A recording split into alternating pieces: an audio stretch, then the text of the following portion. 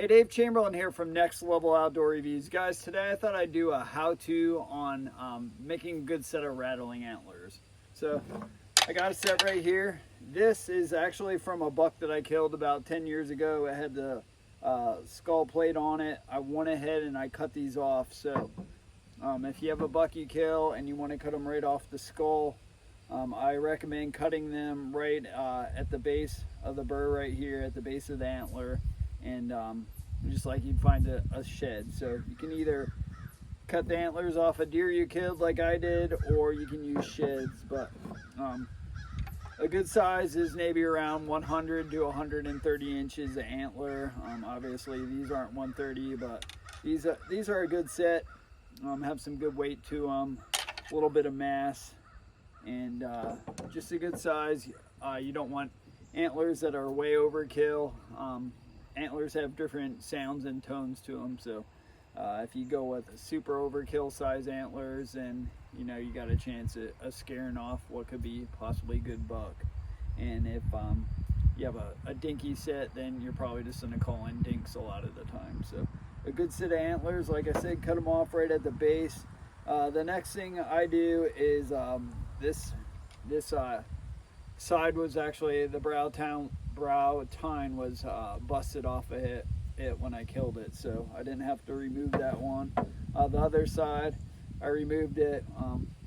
Easy way to do that is just use a sawzall or a handsaw. So I went ahead and I cut that off, and then I use a file or a rasp, and I hit the sharp edges on that and just knock that down.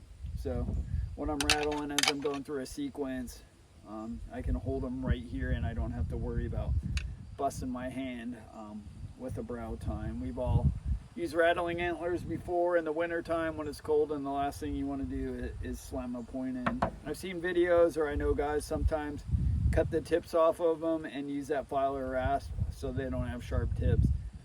These tips themselves, without doing anything to them, are pretty rounded. I didn't feel like I really needed to do anything to them. And the last thing I'd recommend is just finding a way to secure them. I know some guys will use like an elastic cord like this, take the ball off and cord them together, drill a hole through the bases, and just hook them up that way. What I like to do personally is use some type of paracord like this and wrap it around the base of each antler, and then tie it off after I wrap it around a couple times. So do something like this, tie it off good, get a good length, and then tie my two antlers together.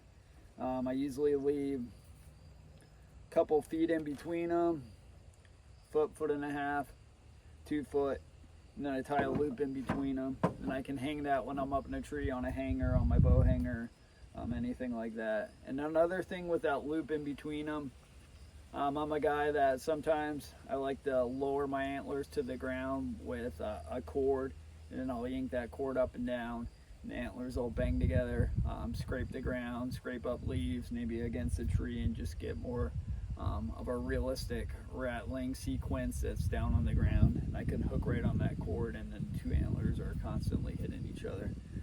So that's a different method. Again, rattling antlers are easy to make.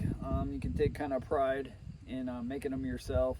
There's synthetic ones out there that you can buy in the store, but this is pretty cool. Just a way I put them together, or I'm gonna put them together for myself, and I thought I'd share with you guys. Thanks for checking out this little tip video.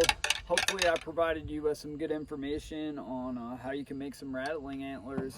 And make sure you guys subscribe to my channel. I got some great outdoor video reviews on just all kinds of good products that can help us as hunters out in the field. Take care, guys, and have a great season.